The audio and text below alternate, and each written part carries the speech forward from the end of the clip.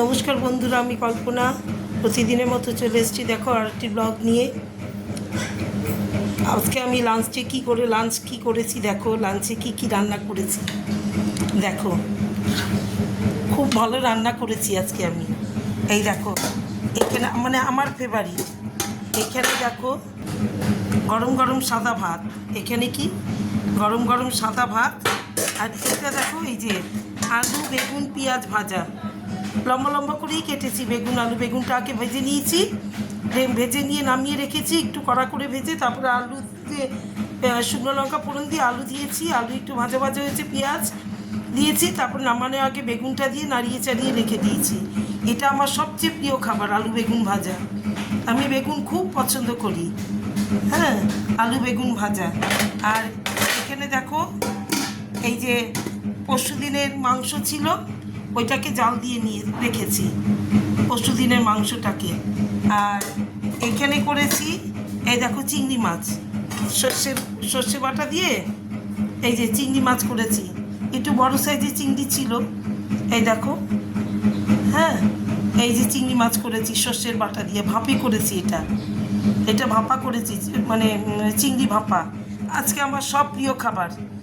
তাহলে আজকে আমার মেনুগুলো দেখো, কি গরম গরম সাদা ভাত, এখানে আলু বেগুন ভাজা, হ্যাঁ, আলু বেগুন পেঁয়াজ দিয়ে ভাজা।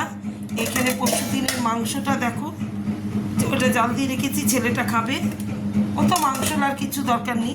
আর এখানে চিংড়ি মাছ ভাপা সর্ষে বাটা দিয়ে। আজকে আমাদের, তোমরা কে কে পছন্দ করো সর্ষে বাটা দিয়ে চিংড়ি মাছ ভাপা? সবাই মানে সবাই খুব পছন্দের খাবার। কিন্তু চিংড়ি মাছটা বাচ্চারা খুব ভালো খায়, কারণ কাটা ফাটা থাকে না। আমার ছেলেও ভালো খায় চিংড়ি মাছটা, মানে সর্ষে বাটা দিয়েই ভালো খায়। তার মধ্যে নারকেল দিলে তো কথাই নেই, নারকেলের দুধ দিয়ে যদি করি। কিন্তু অতটা নারকেল ছিল, কিন্তু অত সময় সাপেক্ষ সব। আজকে আমাদের আয় মাসিমা আসেনি, প্রচুর কাজ, আবার রেশন দোকানেও গেছিলাম। আজকে মাসের 23 তারিখ, এখন যদি রেশনে না যাই না, কার্ডটা আমার ল্যাপস হয়ে যাবে তারপরে গিয়ে। এর জন্য আজকে রেশন দোকানে আমি গেছিলাম, কারণ ছেলেটা গেছে একটু কলেজে, ওর কি ইসের ব্যাপারে, ভর্তির ব্যাপারে, সিইউতে। এইবার আমি গেলাম তারপরে রেশন দোকান থেকে এসছি 1টার পরে, এসে একটু টিফিন করেছি, প্রচণ্ড লাইন, গিয়ে দেখি রেশনে। তারপরে এসে একটু টিফিন করেছি, একটু চা খেলাম, একটু রুটি খেলাম, খেয়ে তারপরে রান্না করলাম ভাত, তারপরে আলু বেগুন ভাজা, চিংড়ি মাছগুলো চুলে চিংড়ি মাছগুলো ভাপা করলাম সর্ষে বাটা দিয়ে, হ্যাঁ, আর কি, আর জাল দিলাম মাংসটা। তাহলে শুভ দুপুর, সবাই ভালো থেকো, সুস্থ থেকো।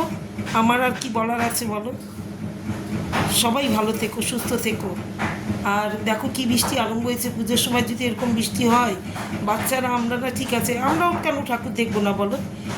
বছরে তো একবারই আমরাও ঠাকুর দেখব। এইবার বাচ্চারা তো দেখবেই, আমরা না নিয়ে গেলে বাচ্চারা যাবে কি করে?